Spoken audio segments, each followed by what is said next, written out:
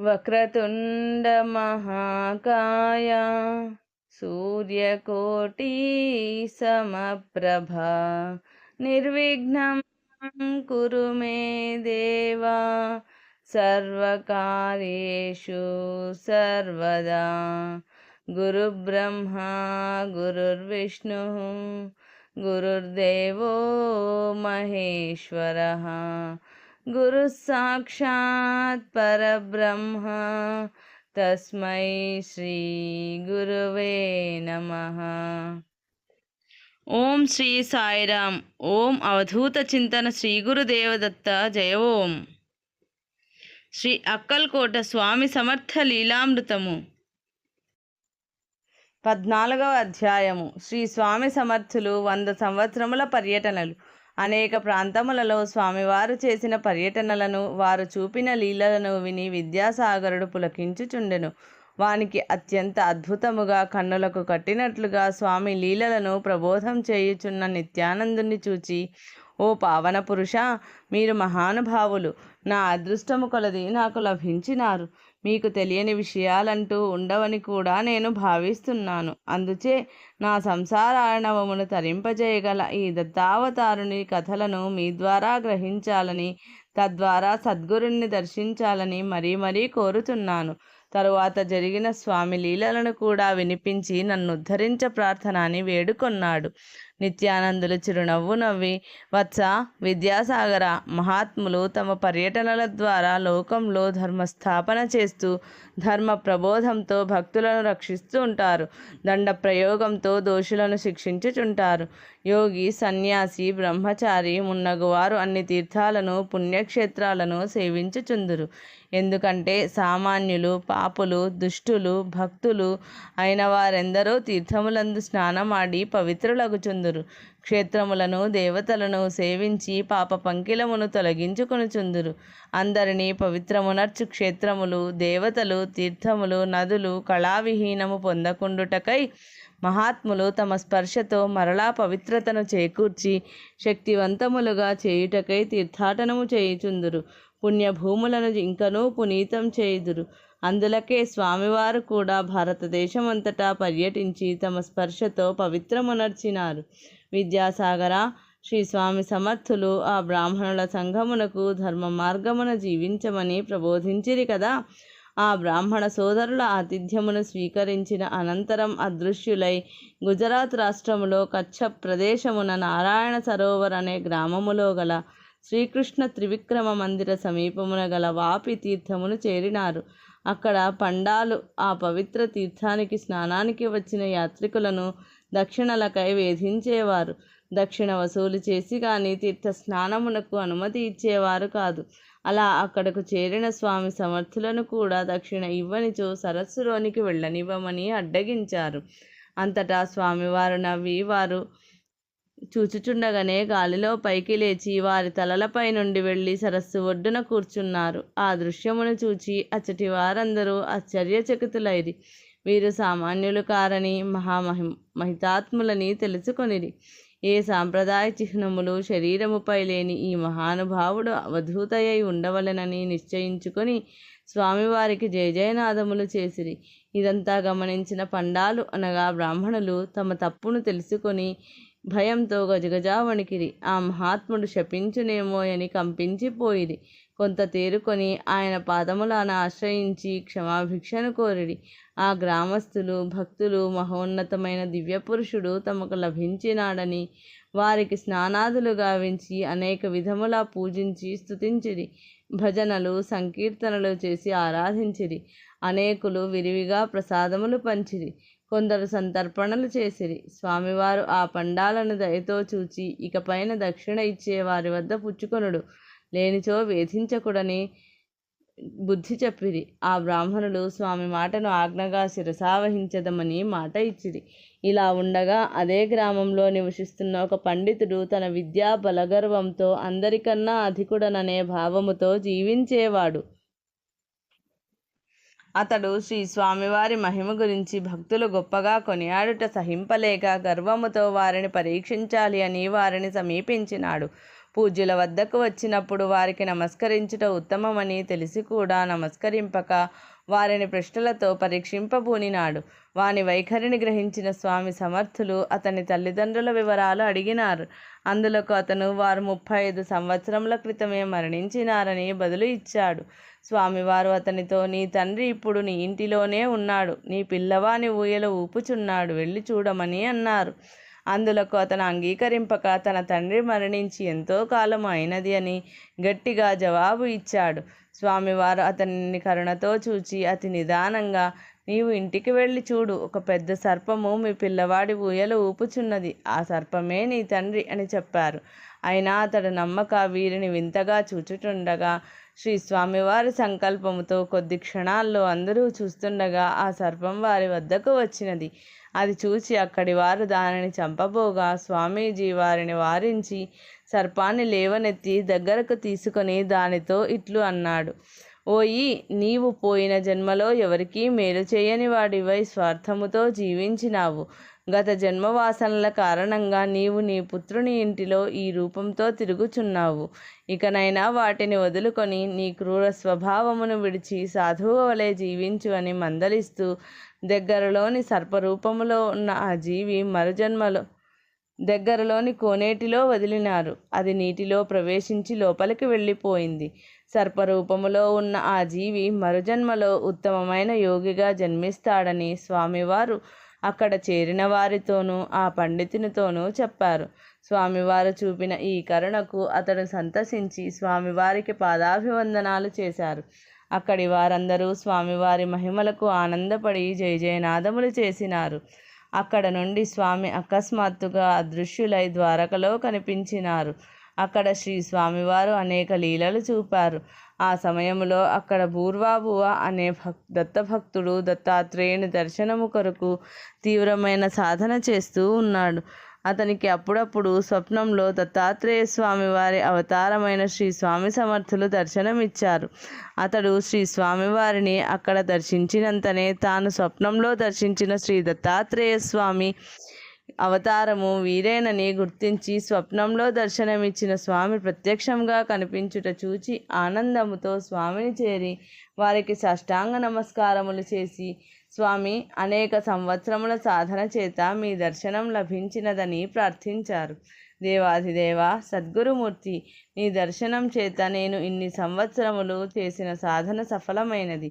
దుర్లభమైన ఈ మానవ జన్మ సార్థకతను పొందినది. దేవాధిదేవ, నీ కరుణ చేత సమస్త జీవులు తమ తమ కార్యములను నిర్వర్తించుకొనుచుండును. ఓ దత్తస్వరూప, నిరంతరము నీ నామస్మరణయే నా జీవిత లక్ష్యం. నిన్ను దర్శించుట నా జీవిత గమ్యం. సచ్చిదానందమూర్తి, మానవుడనై పుట్టినందుకు మోక్షాన్ని సిద్ధింపజేసుకోవాలి. మోక్షాన్ని సిద్ధింపజేసుకోవటానికి సద్గురు చరణాలను ఆశ్రయించాలి. నాకు మీ పాదములే శరణ్యం. నాకు ధ్యాన మార్గంలో కలుగు అవరోధాలను తొలగించండి అని ప్రార్థించినారు. స్వామివారు అతని ప్రార్థనను విని ఆనందించి, నాయన, త్రిగుణాత్మకములైన కర్మలకు అజ్ఞానమే మూలం. ఆ అజ్ఞానాన్ని దగ్ధం చేసుకోవడానికి ప్రయత్నించు. మానవ కోటికంతటికి ఆచరణీయాలైన కొన్ని ధర్మాలు ఉన్నాయి. ఎల్లప్పుడూ సత్యవచనాన్నే పలకటం, సర్వభూతాల పట్ల సమభావంతో మెలగడం, వివేచన జ్ఞానంతో వ్యవహరించటం, అరిషడ్వర్గాలను జయించటం, అహింసా వ్రతాన్ని అవలంబించటం, ఇతర ప్రాణుల పట్ల దయతో మెలగటం, దాన ధర్మాలు చేయటం, గురువుల పట్ల భక్తి గౌరవాలు చూపటం, సమాన బుద్ధిని పెంపొందించుకోవటం, సంతుష్టితో జీవించటం, సర్వేశ్వరుణ్ణి ఆరాధించటం మొదలైనవి సర్వసాధారణమైన ధర్మాలు. వాటిని అనుష్ఠించటం ద్వారా ఇహపరాలను రెండింటినీ సాధించడం జరుగుతుంది. అశాశ్వతమైన ఐహిక భోగాల మీద ఆసక్తిని దూరం చేసుకొని అంతర్దృష్టితో వ్యవహరించే వారికి పరమశాంతి లభించి తీరుతుంది. కామ్య భోగ లాలసులైన వారు ఏదో ఒక విధమైన క్షణిక సుఖాన్ని ఆశించి శాశ్వతమైన దుఃఖాన్ని ఆర్జించుకున్నవారవుతారు. అసంతుష్టి అనేది అశాంతికి మూలం. సంతుష్టి లేని జీవితం దుఃఖభాజనం కాక తప్పదు. ఆ ప్రాణి కష్టించి పొందిన విద్య, కీర్తి అన్నీ వ్యర్థమే అవుతాయి. అందువల్ల అసంతుష్టిని త్యజించటంతో ఏ విధమైన దురాశ కానీ వారిలో జనించటానికి అవకాశం ఉండదు. సంతుష్టి కారణంగా వారు క్రోధదూరులు కావడం జరుగుతుంది. క్రోధాన్ని జయించిన వారు నిర్భయులై చరించగలుగుతారు. ధ్యాన నిష్ఠావలంబులు మనస్సును, వాక్కును నియమించుకోవడం అవసరం. మనస్సును, వాక్కును నియమించుకున్న వారికి అన్య చింత అంటూ ఉండదు. అదే ఆధారంగా వారు భగవంతునిలోనే బ్రతకటం సంభవిస్తుంది. గృహస్థ ధర్మాన్ని అవలంబిస్తూ కూడా భగవంతునిలో బ్రతకటం సంభవమే. ఎప్పుడు ఏ కర్మను ఆచరించినా దానిని దైవ కార్యంగా భావించటం, ఎప్పటికేది లభిస్తే అది దైవదత్తం అనుకొని సంతుష్టితో అనుభవించటం, అవకాశం ఉన్నంత వరకు గురువులను, అతిథులను అర్చించటం, విరామ సమయాల్లో హరికథల శ్రవణం, హరినామ చింతనం చేయటం, భాగవతుల గోష్ఠిని ఆలకించటం, వారిని గౌరవించటం, వారి అనుభూతులు గ్రహించటం మొదలైన కార్యాలు గృహస్థులందరకు ఆచరణయోగ్యమైనవే. వాటిని ఆచరించటం ద్వారా ఒక విధమైన శాంతి లభిస్తుంది. ఆ విధమైన శాంతి ఆత్మజ్ఞానోపార్జనకు అనువైన వాతావరణాన్ని మానసికంగా ఏర్పరుస్తుంది. అది పొందిన ప్రాణి కాలక్రమమున సక్రమమైన సాధన ద్వారా ముక్తిని సాధించటం జరుగుతుంది అని ప్రబోధించి శ్రీ స్వామివారు తన స్పర్శతో అతనిని అనుగ్రహించగానే అతను సమాధి స్థితిని పొందినారు. బూర్వాబువాకు స్వామివారిలో శ్రీకృష్ణతత్వం, దత్తతత్వం గోచరించినది. అతను స్వామిని శ్రీకృష్ణ దత్తాత్రేయ నరసింహముని అని పిలిచినారు. ద్వారకలోనే శ్రీ స్వామివారు ఒక అంధునికి చూపు ప్రసాదించినారు. అతనికి పూర్వజన్మ విషయం, రాబోవు పునర్జన్మ అనగా విషయం వివరించినారు. అక్కడి ఆస్తికులకు దైవ ప్రసన్నత పొందేలా ఆశీర్వదిస్తూ కొన్ని లీలలను చూపడం జరిగింది. ద్వారక నుండి శ్రీ స్వామివారు గోమతీ తీర్థాదులకు వెళ్ళినారు. అక్కడ పరమ పవిత్రమైన 5 సరస్సులు కలవు. అవి గోమతీ తీర్థము, గోపీతీర్థము, చక్రతీర్థము, పద్మతీర్థము, శంఖతీర్థము. వీనిలో భక్తులు స్నానమాచరించి తమ పాపములను ప్రక్షాళనము చేసుకొందురు. అందులో గోపీతీర్థములోని మట్టిని తీసి తిలకముగా నుదుట నుంచుకొందురు.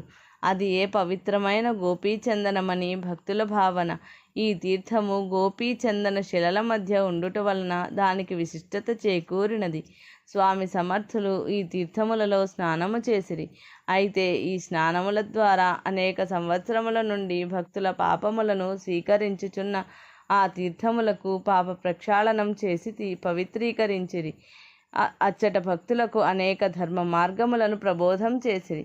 అచ్చటి భక్తులు కూడా స్వామివారిని శ్రీకృష్ణ దత్తాత్రేయ నరసింహముని అని పిలువసాగిరి. స్వామి సమర్థులచట కొంతకాలం ఉండిరి. పిమ్మట అక్కడ నుండి అదృశ్యులై పర్వత శిఖరాలలో యోగుల ఏకాంత తపోభూమి గిర్నార్ చేరారు. గిర్నార్ శ్రీ దత్తాత్రేయ స్వామి ప్రధాన స్థానము. గిరినారాయణ్ అని, గిరినార్ అని ఈ స్థలమును పిలుస్తారు. ఇది రాజస్థాన్ జునాగఢ్ సమీపాన దట్టమైన అరణ్య ప్రాంతము. ఇచ్చట గల 3 పర్వతముల మీద ముఖ్యమైన శిఖరములపై శ్రీ దత్తాత్రేయుల వారు కూర్చున్న స్థలంలో వీరి పాదుకలు కలవు. 2వ దానిపైన అంబాభవానీ మందిరము ఉన్నది. మరి ఒక శిఖరముపై నవనాథులలో ముఖ్యుడైన గోరఖ్నాథ్ స్థానం ఉన్నది. ఇది అతి పవిత్రమైన స్థానం. మొదట యాత్రను చేయువారు అంబా శిఖరము, తర్వాత గోరఖ్నాథ్ శిఖరం, తర్వాత శ్రీ దత్తాత్రేయ స్వామి శిఖరము చేరవలెను. విద్యాసాగర, ఈ పవిత్రమైన క్షేత్రములో సాధకులకు దత్త దర్శనం కలిగి వారి అనుగ్రహం కలుగుచుండుట సర్వసాధారణము.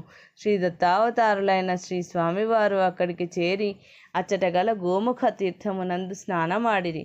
యతివర్యుడు గొప్ప మహాత్ముడైన శ్రీ శేషనారాయణ స్వామివారి పాదుకా మందిర పరిసరముల సంచరించిరి. అచ్చటి నుండి హనుమాన్ దారి తీర్థమును చేరిరి. అది అతి సుందరమైన ప్రదేశము. అచ్చట శ్రీరామభక్తుడైన హనుమంతుని దివ్య మంగళ విగ్రహమును మందిరమును కలవు. అచ్చట అనేక మంది సాధువులుండిరి. అందులో ఒకరు జన్మతః కుంటివాడు, 2 కాళ్ళు లేవు. అతడు స్వామివారిని దూరము నుండి చూడగానే వాని మనస్సులో ఒక మహోన్నతమైన భావము కలిగెను. దిగంబరులుగా సరి అయిన ఆచ్ఛాదన లేకుండా పిచ్చివాని వలె కనిపించుచున్న స్వామిలో దివ్యమైన దత్తరూపము దర్శించగలిగినాడు. ఆ భావాతిరేకముతో లేచి స్వామికి నమస్కరించ ప్రయత్నించి విఫలుడైనాడు. తన స్థితినెరిగి దీనవదనముతో చేతులు జోడించి, హే అనంత బ్రహ్మాండ నాయక, హే గురు గిరిధారి దీనదయాళు పరమేశ్వర, నేను కాళ్ళు లేని వాడిని, నీ పాదములంటి ఎట్లు నమస్కరించగలను? ఆ భాగ్యం నాకు కలిగించండి. హే దయాఘన, మీరు సామాన్య మానవులుగా అందరికీ గోచరించుచున్నప్పటికీ నాకు మాత్రం మీరు శ్రీ దత్తాత్రేయ స్వామిగా దర్శనమిచ్చుచున్నారు అని ప్రార్థించుచుండగా వాని కన్నుల నుండి ఆనందాశ్రువులు ధారగా కారుచుండెను. అతని దీనస్థితిని గ్రహించి దయాళుడైన స్వామివారు తన మధురమైన వాక్కులతో, ఓయి నీవు భయపడకు, నిర్భయుడవై చింతను వీడి విశ్వాసముతో స్థిరమైన నమ్మకంతో నీ 2 చేతులతో నీ 2 కన్నులను మూసుకొని తలను అటు ఇటు త్రిప్పకుండా లేచి నిలబడే ప్రయత్నం చేయి అని స్వామి ఆదేశించుచుండగానే అచ్చట ఉన్న మిగిలిన సాధువులు వీరిరువురిని చూచి హేళనగా నవ్వి, ఓ కుంటివాడా, నీవు మరీ మూర్ఖునివలే ఉన్నావు.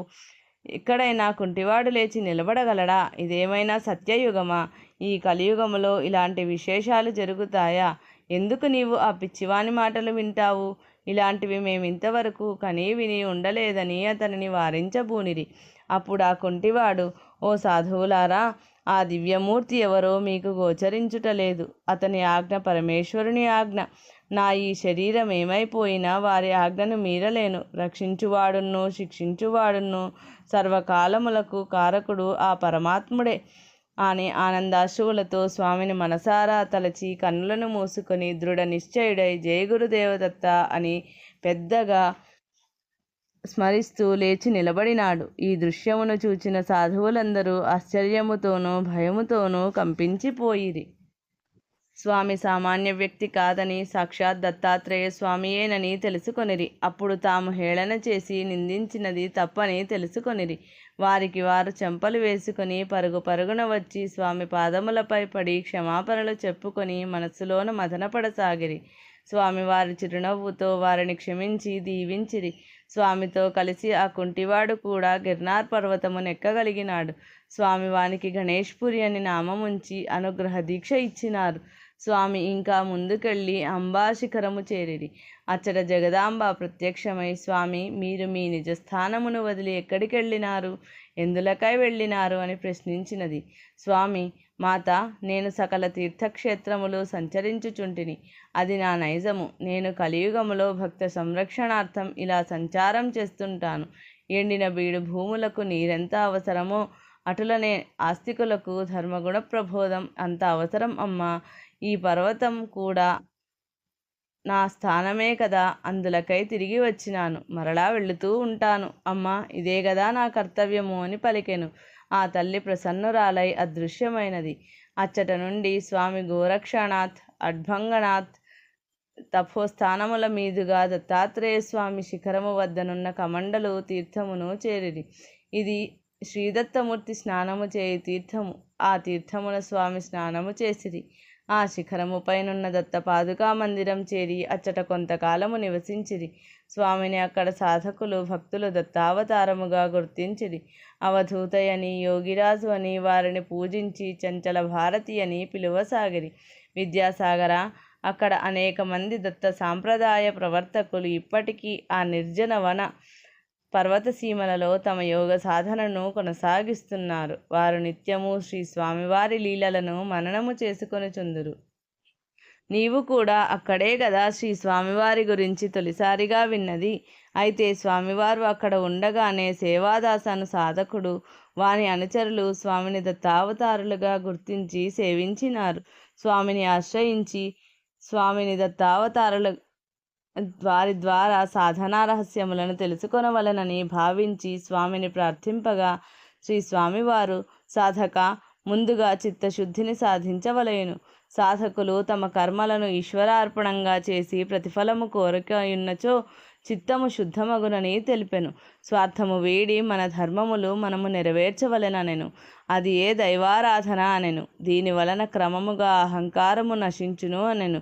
అప్పుడు విశాల దృక్పథం ఏర్పడవలెను. హృదయమే విశాలమగును. అట్లు చిత్తశుద్ధిని పొందిన పిమ్మట సద్గురువునకై చూడవలెను అనెను. వారి సేవలో పరిపూర్ణ అర్పితము గావించవలెను. ఆధ్యాత్మిక సత్యములను దృఢముగా ధ్యానించి అంతఃమననము చేయవలెను. ఇది అనుసరించవలసిన పద్ధతి. దీనివలన తప్పుడు భావములు, మూఢ విశ్వాసములు నశించును.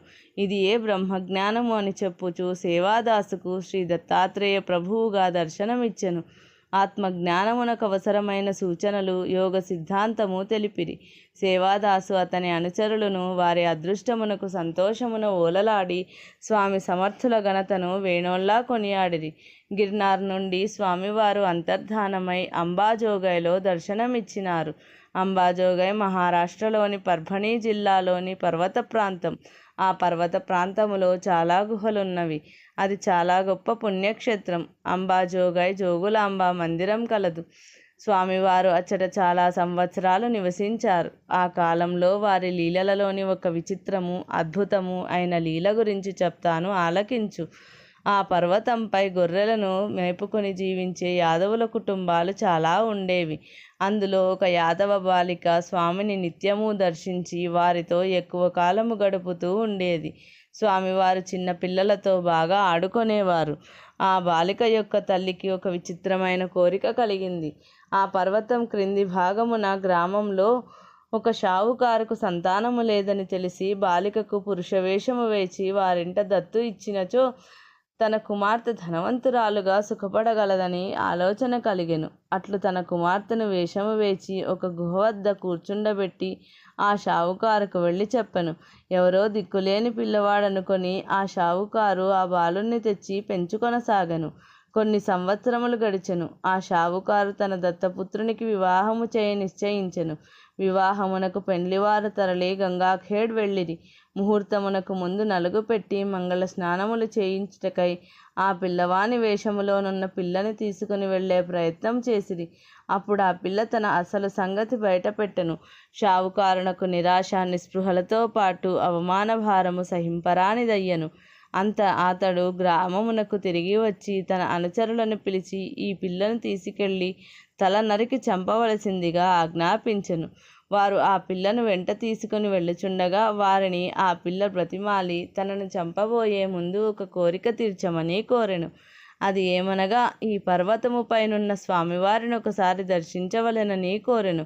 వారు ఒప్పుకొని వెంట తీసుకుని స్వామి వద్దకు వెళ్ళిరి. అప్పుడు ఆ బాలిక తన ఆపదను స్వామి సమర్థులకు విన్నవించుకొనెను. తన తల్లి చేసిన తప్పుకు తాను శిక్షను అనుభవింపబోచున్నానని, తామే తన రక్షకులని నమ్మి ఇక్కడకు వచ్చినానని ప్రార్థించెను. స్వామివారు బాలిక వెంట వచ్చిన వారి వంక తీవ్రముగా చూచుచూ, ఎందుకు ఈ బాలుణ్ణి చంప నిశ్చయించినారు? అట్లు చేయి అధికారం మీకెవరిచ్చినారు? మీ షావుకారును ఇక్కడికి తీసుకొని రండి అని వారిపై కోపించి పంపివేయగా వారు వారి యజమానికి విషయమంతైను విన్నవించుకొనిరి. షావుకారు పరుగు పరుగున వచ్చెను. స్వామివారు అతనితో మర్యాదగా నీ కుమారుణ్ణి తీసుకొని వెళ్ళి వివాహం వైభవంగా చేయించు అని ఆజ్ఞాపించిరి. ఆశ్చర్యముగా స్వామి కరుణతో ఆడపిల్ల మగపిల్లవానిగా మారిపోయినది. సత్యయుగంలో వైవస్వత మనువుకు జన్మించిన ఇలా అను స్త్రీని పురుషునిగా మార్పు చేసిన వశిష్ఠాది మహర్షుల ప్రభావం మనందరికీ తెలిసినదే. కానీ కలియుగంలో శ్రీ స్వామి సమర్థుల లీలతో ఇట్టి మార్పిడి జరిగినది. ఇది శ్రీ దత్తావతారులకు మాత్రమే సాధ్యము. ఆ షావుకారు ఆ దత్తపుత్రుణ్ణి తీసుకొని వెళ్ళి స్వామి కరుణతో గంగాఖేడ్లోని ఆ పిల్లతోనే వైభవంగా వివాహం జరిపించెను. స్వామి సమర్థుల కీర్తి ఎల్లెడలా వ్యాప్తి చెందినది. అలా అనేక ప్రాంతములలో తిరుగుచు భక్తులను, ఆర్తులను రక్షించుచు, సాధకులకు ధర్మ ప్రచారము చేయుచు, తమ స్పర్శల చేత, వాక్కు చేత వారికి లోపాలను తొలగించుచు క్రమంగా దక్షిణ ప్రాంతములోని అతి పవిత్రమైన క్షేత్రం అయిన రామేశ్వరం చేరారు. రామేశ్వరం 12 జ్యోతిర్లింగ క్షేత్రములలో ఒకటి. ఇచ్చట త్రేతాయుగంలో శ్రీరాముడు రావణుని సంహరించిన తర్వాత స్వయంగా లింగమును స్థాపించి ప్రతిష్ఠించారు. అటువంటి దివ్యమైన క్షేత్రము శ్రీ స్వామివారి రాకతో మరింత ప్రకాశవంతమైనది. రామేశ్వరం క్షేత్రంలో శ్రీ స్వామివారు దేవాలయం దగ్గరగా ఉన్న ఒక పెద్ద చెట్టు క్రింద తమ నివాసమును ఏర్పరచుకొని అన్న వస్త్రాదులపైన ఏమాత్రం ధ్యాస లేకుండా ధ్యానములోనే ఎక్కువగా కాలము గడుపుతూ ఉండేవారు. శ్రీ స్వామివారిని దివ్యమైన పురుషునిగా గుర్తించిన జనులు వారిని ఆశ్రయించి సేవించి తమ బాధలకు నిష్కృతిని పొందేవారు. అనేక ప్రాంతముల నుండి జనులు వచ్చి శ్రీ స్వామిని దర్శించుచుండేవారు. ఆ దేవస్థానం గుమాస్తా ఒకడు శ్రీ స్వామికి నిత్యం నైవేద్యం సమర్పించుతూ ఉండేవారు. శ్రీ స్వామి అతని భక్తికి మెచ్చినారు. అతనికి సంతానమును కలిగేలా దీవించినారు. అనేక సంవత్సరముల నుండి సంతానము లేక బాధపడుతూ అతనికి స్వామివారి అనుగ్రహముతో సంతానం లభించింది. ఈ మహత్తరమైన దీవెనల గురించి అందరికీ తెలిసి జనులు విపరీతంగా వచ్చి చూచి వారిని సేవించి దీవెనలను పొందసాగినారు. రామేశ్వరంలో కోటి తీర్థము అను ఒక దివ్యమైన తీర్థము ఉన్నది. ఆ తీర్థంలో స్నానం చేస్తే పాపముల నుండి విముక్తి కలుగుతుందని ఆ క్షేత్రవాసుల నమ్మకం. అనేక దూర తీరాల నుండి వచ్చిన యాత్రికులు అక్కడ స్నానం చేస్తూ ఉండేవారు. అయితే ఇక్కడ కూడా యాత్రికులను డబ్బు ఇస్తేనే స్నానానికి బ్రాహ్మణులు అనుమతి ఇచ్చేవారు. మరి బలవంతంగా రుసుమును వసూలు చేసేవారు. దానివలన అనేక మంది బీదవారైన యాత్రికులు, సాధువులు, బ్రహ్మచారులు చాలా బాధపడేవారు. ఇది గ్రహించిన శ్రీ స్వామివారు ఈ చెడ్డ సాంప్రదాయమును తొలగించడానికి కోటి తీర్థానికి స్నానానికి వెళ్ళగా అచ్చటి బ్రాహ్మణులు స్వామివారిని కూడా దక్షిణకై పీడించసాగినారు. స్వామి, ఇది పుణ్యతీర్థము, దైవ ప్రసాదితం, దక్షిణ ఇవ్వడానికి నిరాకరించారు. అంతేకాదు వారితో, ఓ బ్రాహ్మణులారా, ఇది పుణ్యతీర్థము, దైవ ప్రసాదితము, దేవుడిచ్చిన నీటికి దక్షిణ ఎందుకు అడుగుతున్నారు? ఇది మీరు నిర్మించిన స్నానశాల కాదు రుసుము ఇవ్వడానికి అని పలికిరి. వీరు ఇంత చెప్పినా వారు వినలేదు. శ్రీ స్వామి ఎన్నో మారులు వారికి నచ్చజెప్ప చూసినారు. అయినా వారు చెవిని వేసుకొనక శ్రీ స్వామిని దక్షిణ ఇచ్చి స్నానం చేయలేనిచో వెళ్ళిపో అనిరి. అంతటా శ్రీ స్వామివారు ఎదురు తిరిగి, ఈ తీర్థానికి ఉన్న పవిత్రత పోతున్నది అని పలికి వెళ్ళిపోయినారు. వారు శ్రీ స్వామివారి ఈ పలుకులు లక్ష్య పెట్టలేదు. కానీ ఆశ్చర్యంగా ఆ క్షణం నుండే తీర్థంలోని నీరు దుర్గంధపూరితమై పురుగులు పడి భరింపరానిదిగా మారిపోయినది. స్నానం చేయుటకు అందరూ భయపడిపోయినారు. ఆ బ్రాహ్మణులకు జ్ఞానోదయమై స్వామి చెప్పిన మాటలు గుర్తుకు తెచ్చుకొని వారి ప్రభావం వల్లనే ఈ సరస్సు ఈ విధముగా మారిపోయినని గ్రహించి శ్రీ స్వామివారి కోసం అంతటా గాలించగా వారు అనేక ప్రాంతములలో వెతుకుచూ క్రమముగా శృంగేరి శారదా పీఠాధిపతులు శ్రీ శంకరాచార్యులను చేరిరి. అక్కడ పరమ పూజ్యులైన పీఠాధిపతులను దర్శించి రామేశ్వరములో జరిగిన విషయములను విన్నవించినారు. స్వామి ఒక్క క్షణం కన్నులు మూసుకొని జరిగినవన్నీ తెలుసుకొని, ఓ అవివేకులారా, మీరు చేసిన పొరపాటు వలన ఆ సరస్సుకు ఆ గతి పట్టినది. తిరిగి అది పూర్వస్థితిని పొందాలంటే మీరు సత్వరమై వెళ్ళి అక్కడనే ఉన్న దత్తావతారులైన ఆ స్వామిని శరణు వేడండి అని వారికి బుద్ధి చెప్పి పంపినారు. వారు తిరిగి రామేశ్వరము రాగా వారికి స్వామివారు రామేశ్వరాలయంలో శివుని సన్నిధానంలో కనిపించినారు. బ్రాహ్మణులంతా వినయముతో చేతులు జోడించి, స్వామి క్షమించు అని వారి పాదములను ఆశ్రయించినారు. శ్రీ స్వామివారు వారిని దయతో ఆదరించి, కేవలం ధనం కొరకు యాత్రికులను వేధించవద్దని, ప్రేమతో భక్తితో ఎవరైనా ఇచ్చిన దక్షిణలను స్వీకరించండి అని హితబోధ చేసి తిరిగి ఆ తీర్థానికి పవిత్రత కలుగుతుంది అని ఆశీర్వదించినారు. వారి అమోఘమైన దివ్యవాణి పలికినంతనే ఆ తీర్థములోని నీరు పవిత్రమై తిరిగి యథాస్థితికి చేరినది. బ్రాహ్మణులు స్వామిని అపర శివునిగా గుర్తించి స్నానమునకు ఆహ్వానించినారు. ఇది అందరికీ తెలిసినది. జనులు విపరీతంగా వచ్చుట చూసి స్వామివారు అక్కడ నుండి బయలుదేరి కంచికి తరలి వచ్చినారు. ఆ సమయంలో కంచిలో శైవులకు, వైష్ణవులకు తీవ్రమైన విభేదాలు చెలరేగి కొన్ని స్థలాలపై ఆధిపత్యము కొరకు 2 వర్గాల వారు న్యాయస్థానాన్ని ఆశ్రయించినారు. వైష్ణవులకు సంబంధించిన అతి ముఖ్యమైన పత్రాలు కనిపించక వారు సతమతమై శ్రీ స్వామివారిని గురించి తెలిసి ఆశ్రయించగా వారు నదిలో వెతకండి అని ఆజ్ఞాపించగా అక్కడొక రాతిపై శాసన రూపముగానున్న ఆధారాన్ని గుర్తించారు. దానితో అసలైన వారసులను గుర్తించి తమ వివాదాలను పరిష్కరించుకున్నారు. తర్వాత శైవులకు, వైష్ణవులకు సామరస్యము కుదిరి ప్రశాంతంగా జీవించసాగిరి. అక్కడ నుండి స్వామివారు మహారాష్ట్రలోని బీడ్ జిల్లా వడావత్ రాజూర్ గ్రామమును చేరినారు. అక్కడనున్న మఠమును చేరగా అక్కడున్న సాధువులు స్వామివారు మఠ ప్రవేశం చేయడంతోనే ఒక దివ్యానుభూతిని పొందినారు. ఆ సాధకులందరికీ శ్రీ స్వామి దత్తావతారంగా కనిపించిరి. వారందరూ ఎంతో ఆనందాశ్చర్యములతో స్వామివారిని పూజించసాగినారు. అందులో ఒకడు స్వామివారిని అత్యంత ప్రీతితో సేవించినాడు. అతనికి శ్రీ స్వామి లాల్ భారతి అని పేరు నొసగి తమ పాదుకలను ఒసగినారు. అతడు ఆ పాదుకలను ఆ మఠములో ప్రతిష్ఠించి నిత్య పూజలను నిర్వర్తింపసాగినాడు. విద్యాసాగర, ఈనాటికి అచ్చట పాదుకలకు నిత్య పూజాది కార్యక్రమములు వైభవముగా జరుగుచున్నవి. వాటి నిర్వహణకై స్వామివారి శిష్యుడైన లాల్ భారతి ఆ ప్రాంతములో ప్రముఖుడైన నిజాం సర్కారు వారి దివాను శ్రీ చందూలాల్ దివాను వారి ద్వారా ప్రయత్నించగా నిజాము సర్కారు 8 గ్రామముల జాగీరు శ్రీ స్వామి సమర్థుల పేరు మీదుగా రాజముద్రతో ఇచ్చి ఉన్నారు. శ్రీ స్వామివారు అక్కడ నుండి అదృశ్యమై పండరీపురము వద్ద భీమా నదిని చేరినారు. ఆ సమయంలో నది వరదలతో పొంగిపొర్లుచున్నది. స్వామివారు సునాయాసంగా నదిపై నడిచి దాటి పండరీపురం చేరినారు. ఆ సమయంలో పండరీపుర యాత్రకు వచ్చిన అనేక ప్రాంతముల వారు ఈ వింతను చూచి ఆశ్చర్యానందములు పొందిరి. వీరు సాక్షాత్ పాండురంగడేనని భావించి ఆ వింతను మననం చేసుకుంటూ పాండురంగని దర్శనం చేసుకుని తిరిగి వెళ్ళిరి.